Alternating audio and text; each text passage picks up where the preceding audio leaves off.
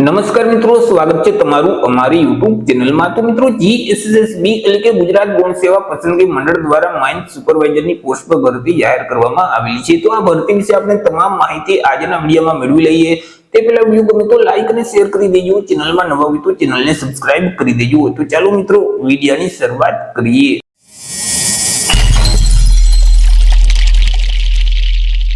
તો મિત્રો, આજે ભરતીનું નોટિફિકેશન છે તે જીએસએસબી એટલે કે ગુજરાત ગૌણ સેવા પસંદગી મંડળ ગાંધીનગર દ્વારા બહાર પાડવામાં આવેલું છે। જીએસએસબી દ્વારા જે ઉદ્યોગ અને ખાણ વિભાગના નિયંત્રણ હેઠળના કમિશનર શ્રી, ભૂસ્તર વિજ્ઞાન અને ખનિજ કમિશનરની જે કચેરીઓ છે, તો તેમાં જે માઇન સુપરવાઇઝરની જે જગ્યાઓ ખાલી છે, તો આ જગ્યાઓ સીધી ભરતીથી ભરવા માટે લાયકાત ધરાવતા ઉમેદવાર પાસેથી અરજી ફોર્મ મંગાવવામાં આવેલા છે।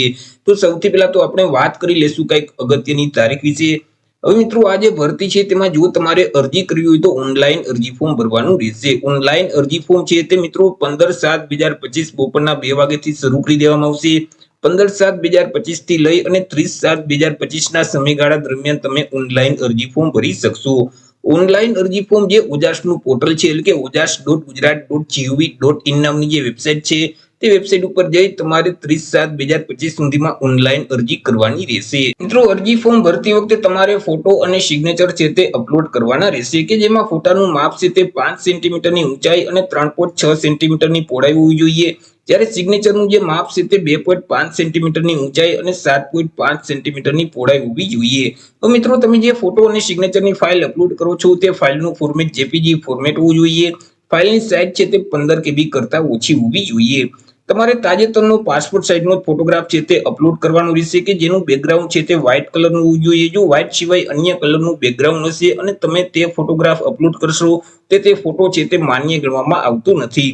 તે સિવાય ફોટાની નીચે ફોટો પડાવ્યાની તારીખ છે તે ફરજિયાત તમારે લખવાની રહેશે, અને આ તારીખ છે તે 1 વર્ષ પહેલાની ન હોવી જોઈએ, એટલે કે તાજેતરનો પાસપોર્ટ સાઇઝનો ફોટોગ્રાફ તમારે અપલોડ કરવાનું રહેશે।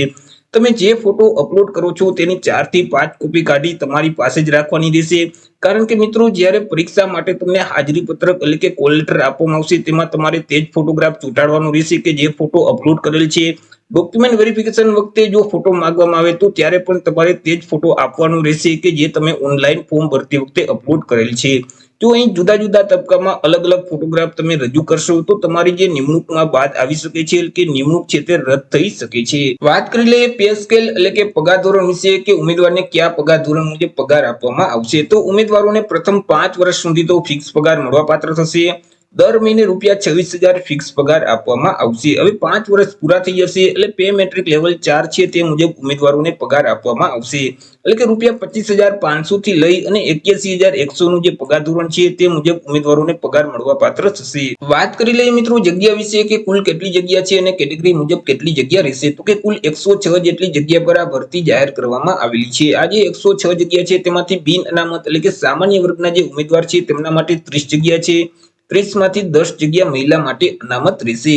ઈડબ્લ્યુએસ એટલે કે આર્થિક રીતે નબળા વર્ગના જે ઉમેદવાર છે તેમના માટે 10 જગ્યા છે। 10 માંથી 3 જગ્યા મહિલા માટે અનામત રહેશે।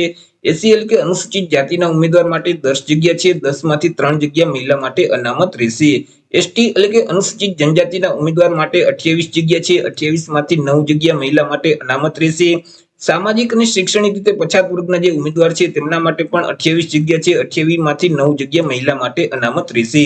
આવી રીતે 106 જગ્યા છે તેમાંથી 10 જગ્યા માજી સૈનિક માટે અનામત રહેશે। જ્યારે શારીરિક રીતે જે દિવ્યાંગતા ધરાવતા ઉમેદવાર છે તો તેમના માટે મિત્રો ખાસ ભરતી ઝુંબેશ ચાલી રહ્યું છે, તેમાં મિત્રો અલગથી ભરતી બહાર પાડવામાં આવેલી હતી, જેથી કરી મિત્રો આ ભરતીમાં તેમના માટે અનામત જગ્યા રાખવામાં આવેલી નથી। હવે જે ઉમેદવાર એસસીબીસી એટલે કે સામાજિક અને શૈક્ષણિક રીતે પછાત વર્ગના જે ઉમેદવાર છે તો તે ઉમેદવારોએ નોન ક્રિમિનલ સર્ટિફિકેટ આપવાનું રહેશે। હવે આ જે નોન ક્રિમિનલ સર્ટિફિકેટ છે તે કઈ તારીખથી કઈ તારીખ સુધીનું માન્ય ગણવામાં આવશે?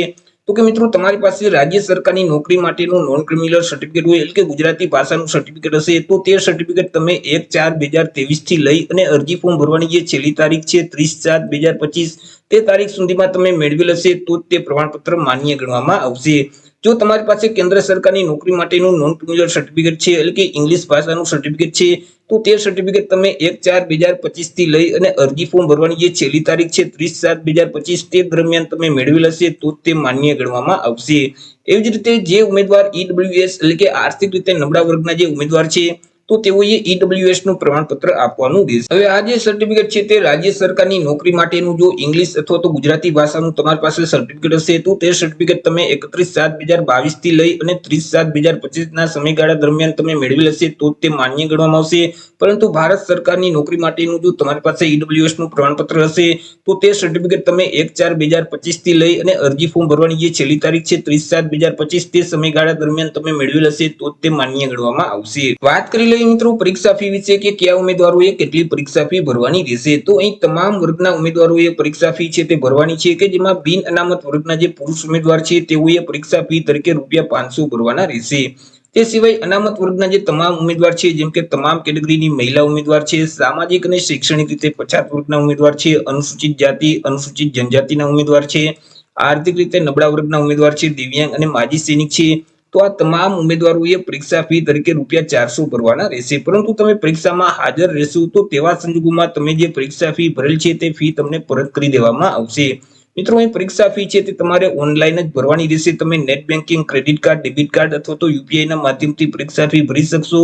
2/8/2025 સુધીના સમયગાળા દરમિયાન તમારે ઓનલાઈન પરીક્ષા ફી ભરી દેવાની રહેશે. વાત કરી લઈએ એજ લિમિટ એટલે કે વયમર્યાદા વિશે. અરજી ફોર્મ ભરવા માટે ઉમેદવારની ઉંમર કેટલી હોવી જોઈએ? તો કે અહીં મિત્રો ઉમેદવારોએ અરજી ફોર્મ ભરવાની જે છેલ્લી તારીખ છે 30/7/2025 તે તારીખને ધ્યાનમાં રાખી પોતાની ઉંમરની ગણતરી કરવાની રહેશે.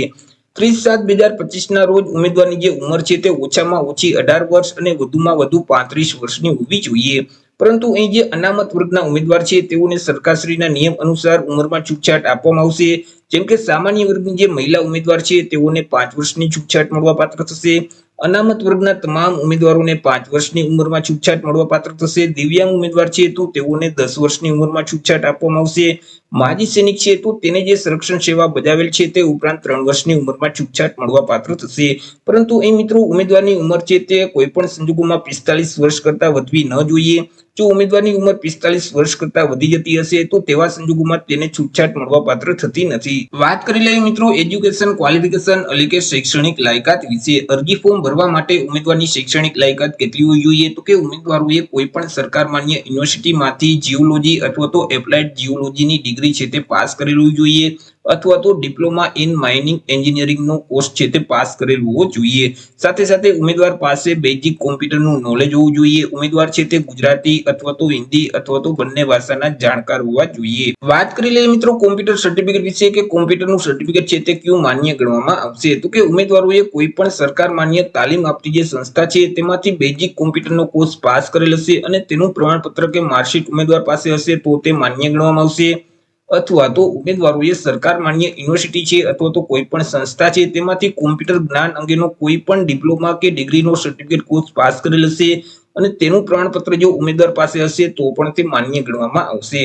અથવા તો ઉમેદવારોએ ડિગ્રી કે ડિપ્લોમાનો જે અભ્યાસક્રમ છે તે અભ્યાસક્રમ કોમ્પ્યુટર વિષય સાથે પાસ કરેલ છે અને તેનું પ્રમાણપત્ર ઉમેદવાર પાસે હશે તો પણ તે માન્ય ગણવામાં આવશે.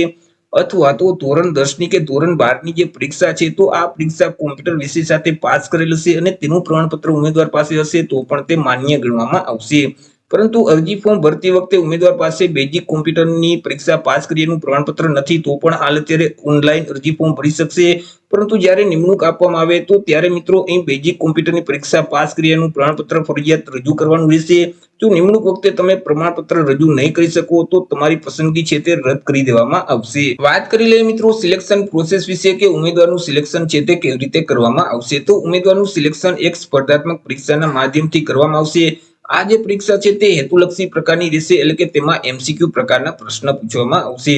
તમને જે ક્વેશ્ચન પેપર આપવામાં આવશે તેમાં અલગ અલગ બે વિભાગ હશે. વિભાગ એ અને વિભાગ બી બંને વિભાગ ફરજિયાત આપવાના રહેશે અને બંને વિભાગમાં પાસ થવું ફરજિયાત રહેશે. કે જેમાં વિભાગ એ છે તેમાં કુલ 60 એમસીક્યુ પ્રકારના પ્રશ્ન પૂછવામાં આવશે. એક પ્રશ્નનો 1 માર્ક એટલે કે 60 માર્કનો તે વિભાગ એ રહેશે.